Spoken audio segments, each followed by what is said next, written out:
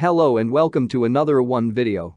South Korea literally rose from the ashes to become one of the richest countries in the world today. In 1955 their per capita GDP was $64, today it's around $30,000, an increase of almost 500-fold. How? The answer lies with the Chaebols, family-run conglomerates that dominate the South Korean economy. In the US and Europe we're all familiar with Samsung phones and Hyundai cars, but within Korea itself, these companies reach into every corner of day-to-day life. Let's look at Samsung, the most famous chaebol that makes up almost 15% of South Korea's economy. You can get a university degree at Samsung-affiliated Sungkyunkwan University, then get a job at Samsung and move into your new apartment at Samsung Tower Palace, which is equipped with a Samsung-manufactured home security system, air conditioner, TV, refrigerator, oven and microwave. When you get sick you can get treated at Samsung Medical Center in the Gangnam district in Seoul. When you want to get married you can do so at a Samsung-owned venue, and when it's time to retire you can go to a Samsung retirement home. When your time is up, your funeral arrangements can be handled by a Samsung funeral parlor. The Chaebols expanded their influence during the Park Chung-hee era. Park was a military dictator who ruled South Korea from 1961 until his assassination in 1979.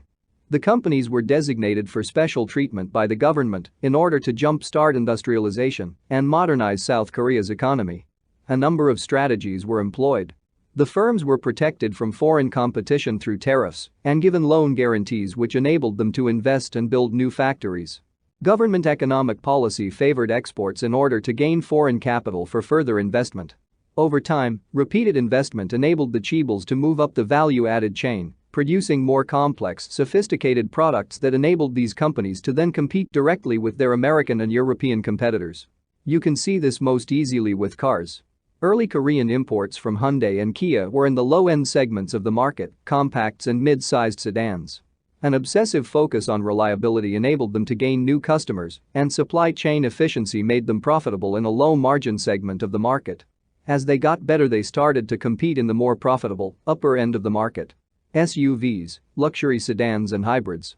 This symbiotic relationship between government and business, coupled with the insane work ethic of the Korean people, is what transformed South Korea into the country we know today. The US contribution to this was military. By providing protection through the US-South Korea Mutual Defense Treaty, South Korea was shielded from external threats and given the stability needed for the country to develop. But the bulk of the credit has to go to the Korean people and their leaders, including Park, a brutal dictator who nevertheless set the stage for the remarkable rise of the Chaebols.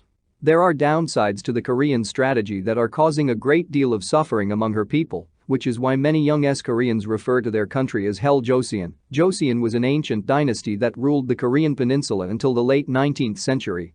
The competitive pressures of South Korean society have created one of the highest suicide rates in the world and a rate of poverty among the elderly of almost 50%.